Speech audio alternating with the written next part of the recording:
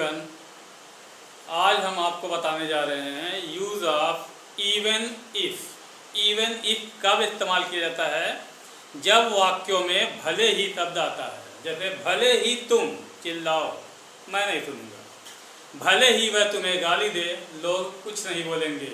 तो ऐसे सेंटेंस में हम इवन इफ़ का यूज करते हैं। देखिए, हमने यहाँ पहचान भी थोड़ा लिख दिया है। जब वाक्यों में भले ही आता है तब हम इवन इफ का यूज करते हैं। स्ट्रक्चर देख लीजिए। इवन इफ, सब्जेक्ट, वर्ब का फर्स्ट फॉर्म, ऑब्जेक्ट, कॉम्प्लीमेंट। ये हम प्रेजेंट इंडेफिनिट टेंस के टेंस पर जब कोई सेंटेंस बोला जाता है तो उसके लिए स्ट्रक्चर लिखा है। वैसे पास्ट में भी बोला जाता है, फ्यूचर में भी बोला जाता है। तो जैसा सेंटेंस रहेगा वैसा आप बना सकते हैं। तो इसको हम एक एग्जाम्पल के जरिए समझते हैं कि भले ही या चाहे भले ही वह तुम्हारी मदद करे। भले ही वह तुम्हारी मदद करे। भले ही वह तुम्हारी मदद करे।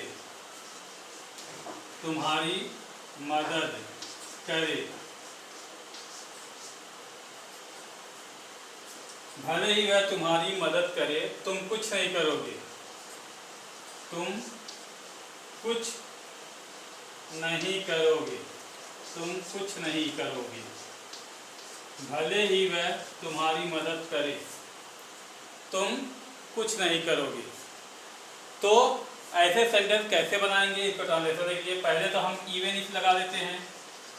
Even if he helps you, देखिए help you. Even if he help you, भले ही वह तुम्हारी मदद करे, तुम कुछ नहीं करोगे। यू विल डू नथिंग, देखिए यू विल डू नथिंग, तुम कुछ नहीं करोगे। देखिए, भले ही वह तुम्हारी मदद करे, तुम कुछ नहीं करोगे। ऐसे दूसरे सेंटेंस भी दे सकते हैं कि भले ही तुम्हारा दोस्त तुमसे मिले, तुम उससे नहीं मिलोगे। भले ही बच्चे चिल्लाएं, मास्टर कुछ नहीं बोलेंगे। ऐसे सेंटेंस में हम इवन इफ का यूज करते हुए सेंटेंस का ट्रांसलेशन बनाते हैं।